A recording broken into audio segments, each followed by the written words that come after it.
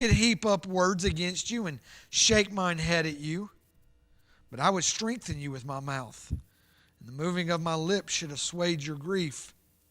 Though I speak, my grief is not assuaged, and though I forbear, what am I eased? But now he hath made me weary.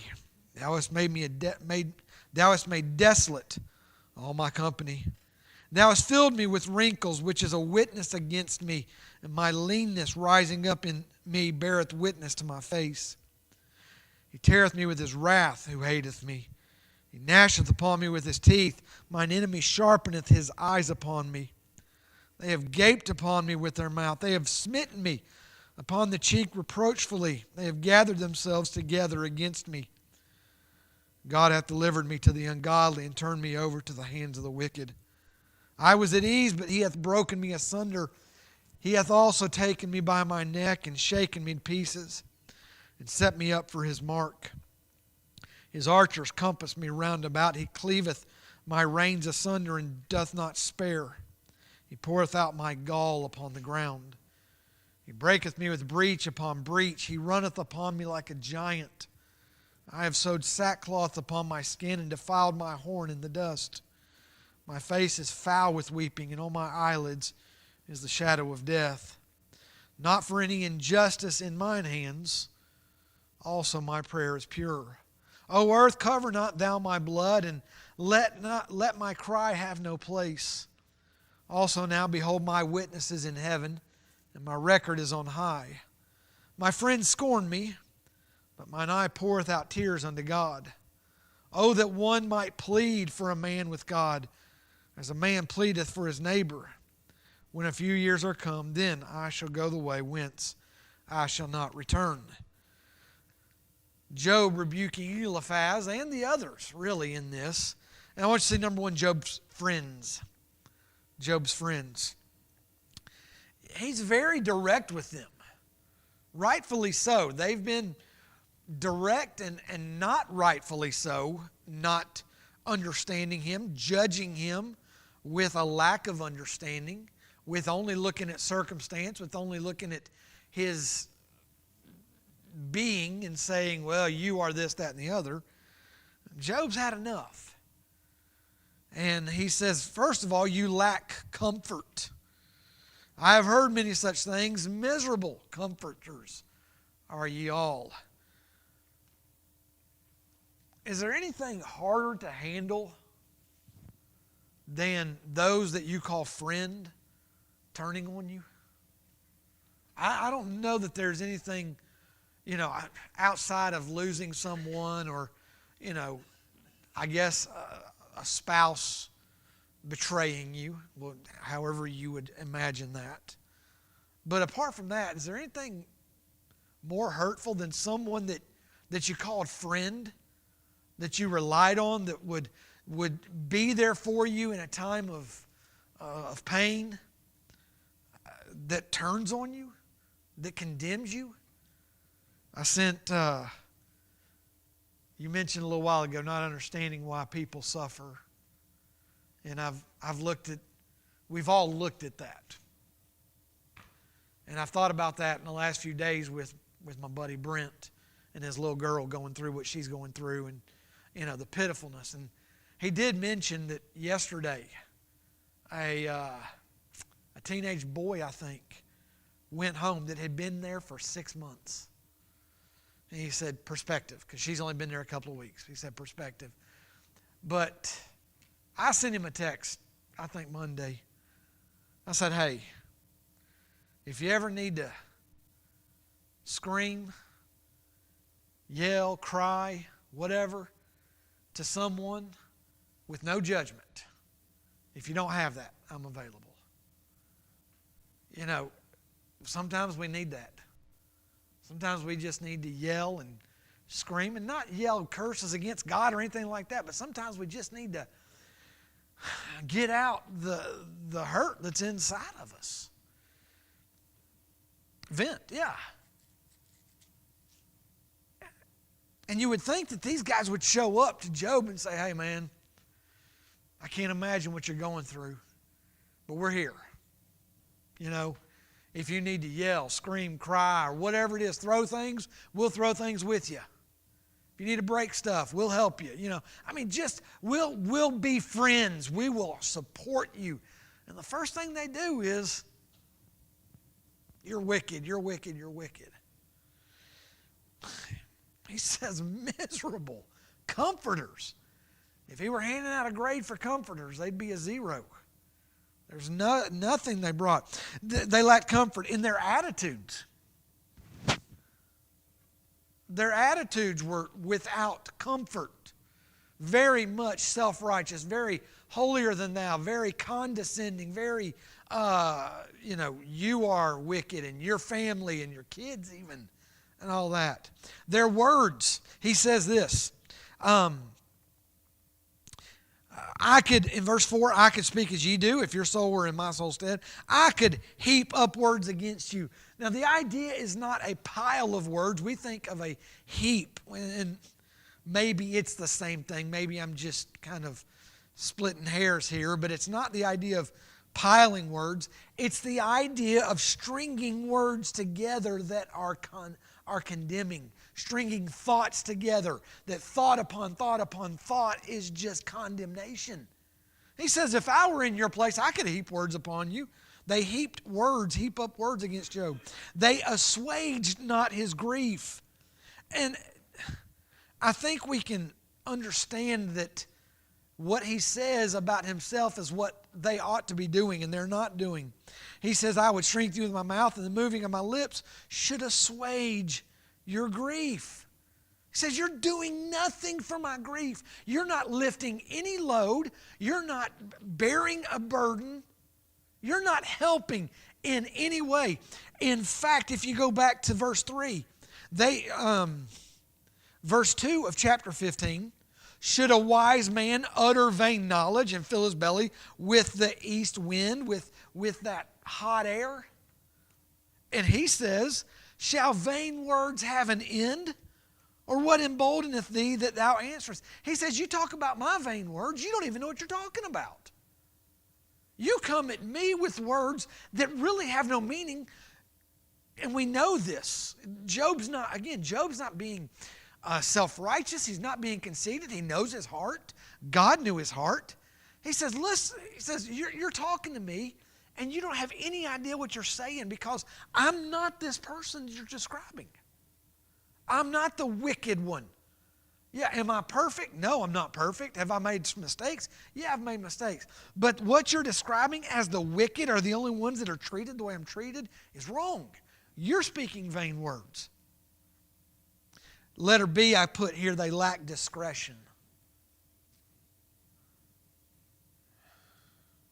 That may not be the best word.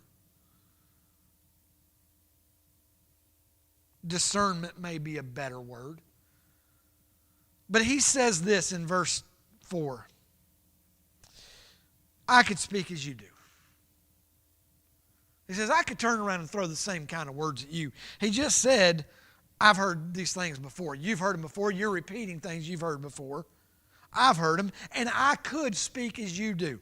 Now, if your soul were in my soul's stead, if roles were reversed, if you were going the same way, I could treat you the same way.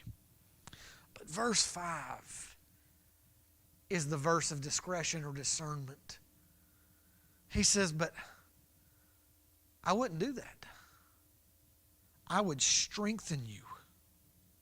He would build them up with his words. I would strengthen you with my mouth.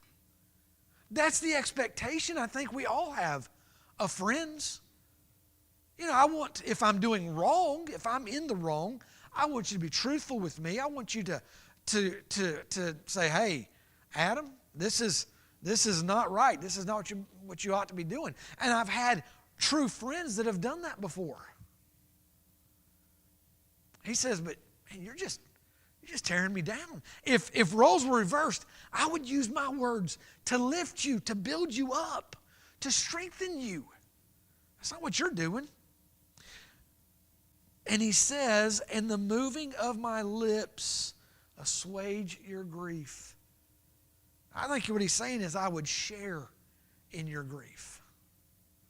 I would mourn with you. I would take your grief and try to make it my own and try to lift as much of the burden off you as I possibly could. I would assuage your grief. But they don't see that. You know, I reference this maybe even a couple of times in our study, but you know, when a person, man, woman, whatever, teenager, lives for God, and the people around them may not live for God, whether it's they're unsaved or whether they're Christians away from God, it's real easy for those that aren't right with God, whatever that condition is, to find fault in the little things of the person who's trying to do what's right. Why do we do that? Because it eases our conscience. God said that Job was a perfect and upright man. Now, if he had that reputation with God, you got to figure he had that reputation with man. I think it's a whole lot harder to have that reputation with God than it is to have that reputation with man. We can put on a good show for people. Man looketh on the outward appearance, God looketh on the heart. He looks on the intents. He looks on the motivation. He looks on the true self. It's real easy to fool people. So if Job had the reputation with God that he was perfect and upright, surely the people around him saw him that way. We don't know these men. We don't know their spiritual condition right with God. They were wise. They give some great truths. Again, they're not applied correctly to Job, but they are great truths. But I think there may be a part of this that, well, he couldn't be perfect forever. Boy, this Job really thought he had it going on, and now he's knocked down. He's wicked. Well, we knew this was coming one day. As people do that. These were people. These were men. They were flesh and bone, blood. They were no different than any of us. There may be a part of that, and he says, you lack this. You lack the discretion or discernment to build me up and to bear my grief. You know, is everything that was said on these pages? I guess so. We don't find any of them saying, Job, what can I do to help relieve the pain of those sores? What can I get you, man? Can I go down to the river and get a wet cloth for you? Or can I get something that would ease the itching? I don't know. They had plants, I'm sure, that, you know, all the medical things we have just about originated with plants somewhere. Says, can I get you something? They never once said that we can find, Job, what can I do for you? Miserable comforters are ye all. I would use my words to build you up. I would bear your grief. I would try to do something for you. I would cook you dinner if I could. I would go out and hunt and find food for you or water or something to help you, but you've done nothing. You've done nothing to help me. Letter C, they destroy Job's being. Verse 7, the use of the words is not clear in the translation, but now he hath made me weary. Some of the translations say, but now it, referring to suffering. Some believe the word he is not referring. I don't believe it's referring to God. Some people believe he's referring to God. But he says, and here's one of the problems I have with the idea of it being God. In verse 8, thou hast filled me with wrinkles, which is a witness against me. Yet he in verse 19, and now behold my witnesses in heaven, referring to God there. So I think he's either referring to the burden of everything or to his friends. And Eliphaz is just the latest one. Who is he? But it could be all of them. I think it's them. I think they are doing these things to him. And destroy Job's being may not be the best way to say it, but I think you understand what I'm saying there. Number one, he's weary.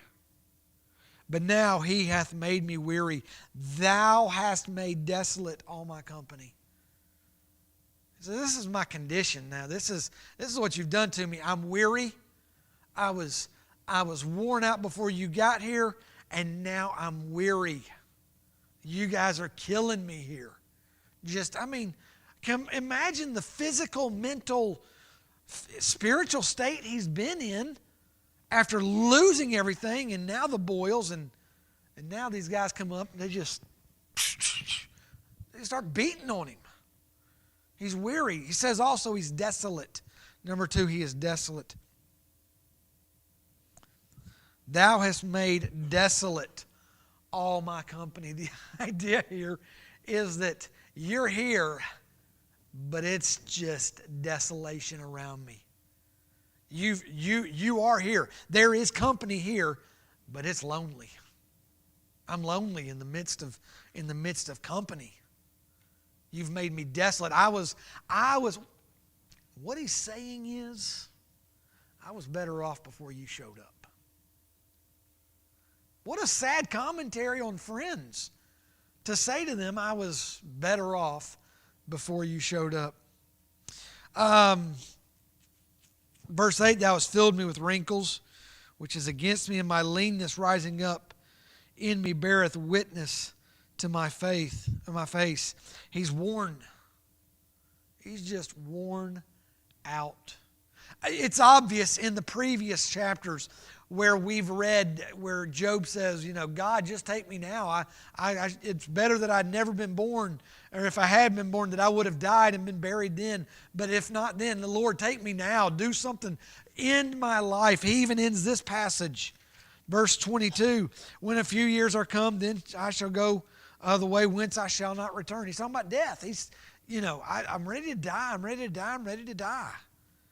Number 4, he is oppressed by them.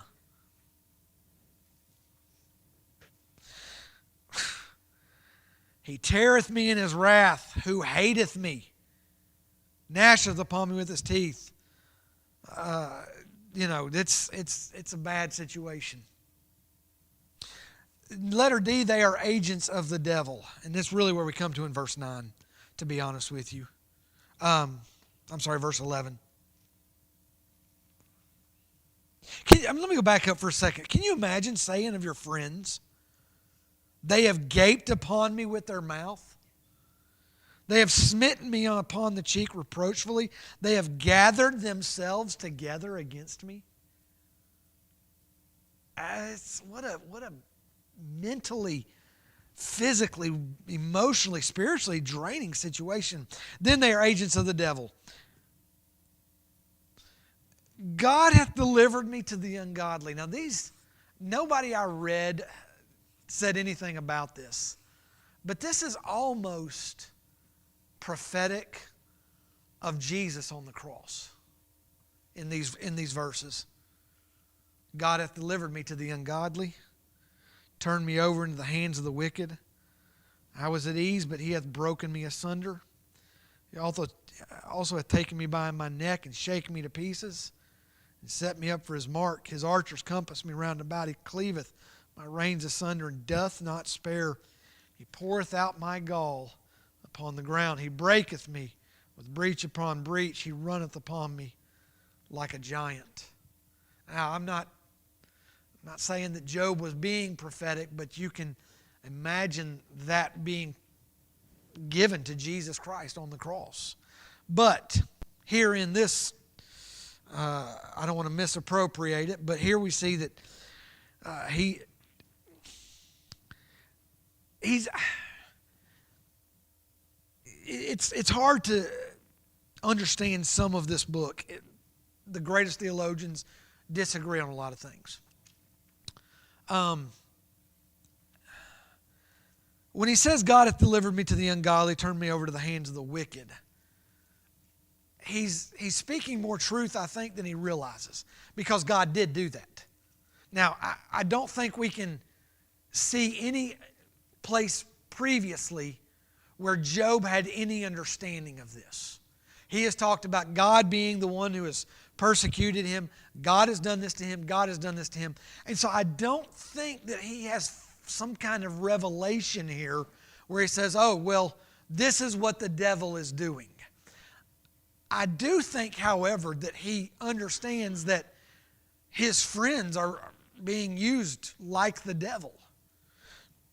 I have here, the devil is evil. God hath delivered me to the ungodly. The devil is the wicked one. He's the evil one. Turn me over to the hands of the wicked. I think he's speaking about his friends. I think that he's really casting a condemnation on them. He's saying, you guys talking about me, well, let me throw this back at you. He said earlier, I could speak as you do. Now I'm going to speak like you. God has given me over to the wicked. You are the hands of the wicked. The devil is evil. Second of all, the devil marks his prey. 1 Peter 5:8. The devil, be sober, be vigilant, because your adversary, the devil, walketh about as a roaring lion, seeking whom he may devour. The devil marks his prey.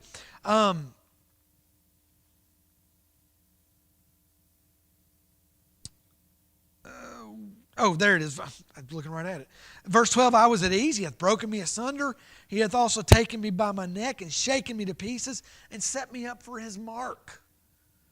And he says, you're acting just like what the devil does. The devil compasses the enemy, surrounds the enemy. His archers compass me round about. He cleaveth my reins asunder. And the devil breaks us.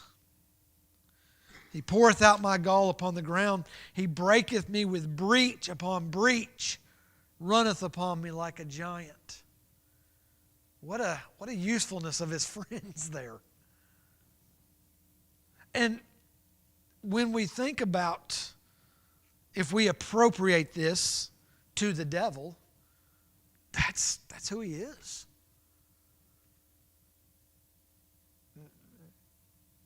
Not everything bad in our life is because of the devil working in our life. There are things that come along that the devil uses situations or even uses people. You say, well, how does the devil use people? I don't know exactly, but I do know that whenever Peter confronted the Lord, he said, get thee behind me, Satan. He called Peter Satan. He said, you're being used of the devil right now, Peter. And so if Peter could be used of the devil, pretty sure that other people could be used of the devil. He breaketh me with breach upon breach. Man, I've not suffered like many people in the world. I'm not trying to make that comparison. But I kind of identify with that. I kind of identify with he breaketh me with breach upon breach upon breach, and just pounding and pounding and pounding, and almost never ending, it seems like. The devil attempts to break us. Number 2, Job's condition.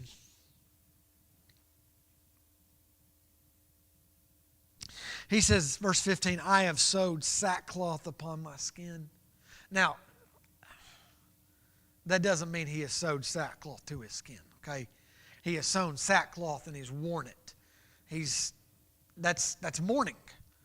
Letter A, he is mourning. That's what sackcloth represents, is mourning. Whenever you see in the Word of God where people, and I'm sure it wasn't just in Israel, but when people have a time of mourning, they rend their clothes and they put what on? Sackcloth. We would call it burlap probably. There's nothing comfortable about burlap. Man, I cannot imagine having boils and putting burlap on my skin.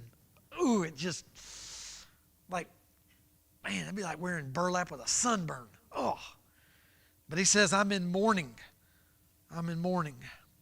I've sewed sackcloth upon my skin and defiled my horn in the dust. The idea here is the horn represents honor. You know, whenever two males, animals fight, what do they use? They use their horns. And he says, my glory is gone and it's in the dirt. I am in mourning. There's nothing left. He's almost saying, I have no fighting spirit. He is broken. My face is foul with weeping. And my eyelids, and on my eyelids is the shadow of death. My face is foul with weeping. The idea I get is that, you know, whenever you leave your hands, feet, you get in the pool for too long or in the bath for too long or whatever, what happens? They prune up. They shrivel up.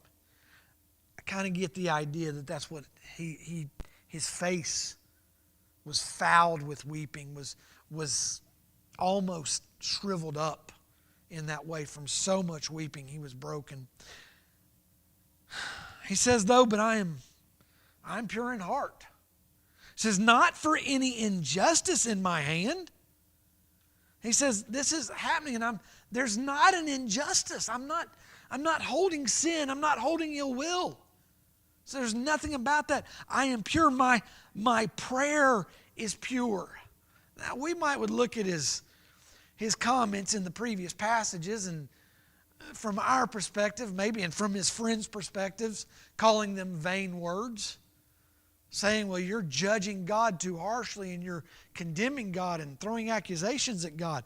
He says, but my prayer is pure. Number 3, we see a little light here, Job's hope. Did I miss something? He is pure in heart. Did I miss that on the slides? I did. Sorry about that. He is pure in heart. Stephen can't fix everything I get wrong, so he tries, but he can't get everything I did wrong. Number 3, Job's hope.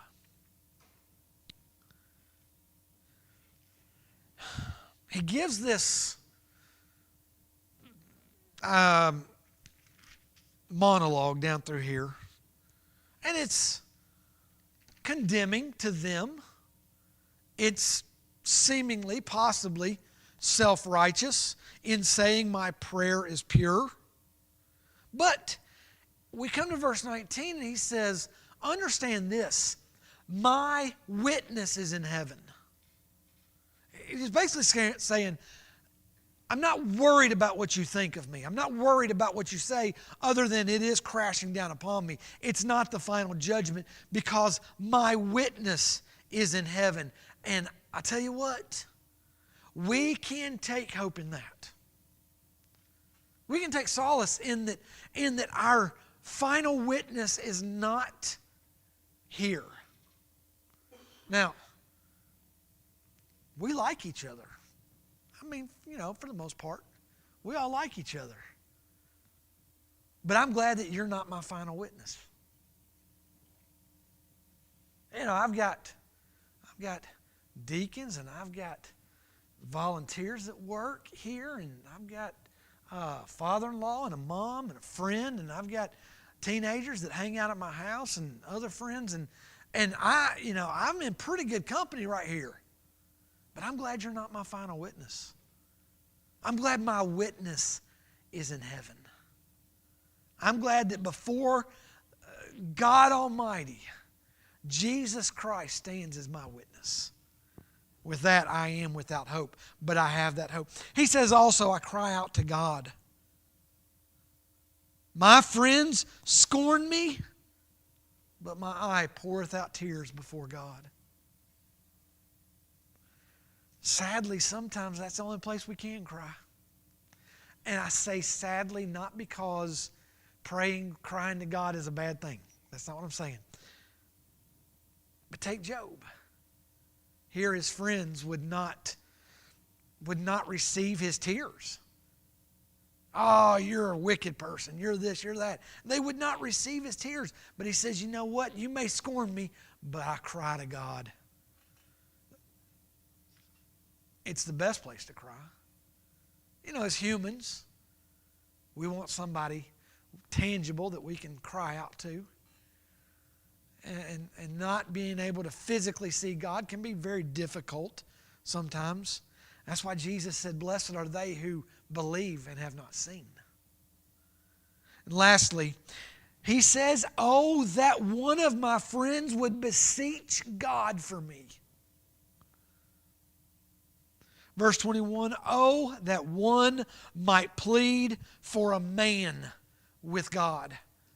Now, he's not speaking of, I wish that there was a situation where a man would plead for another man before God like he pleads for his neighbor. It's personal.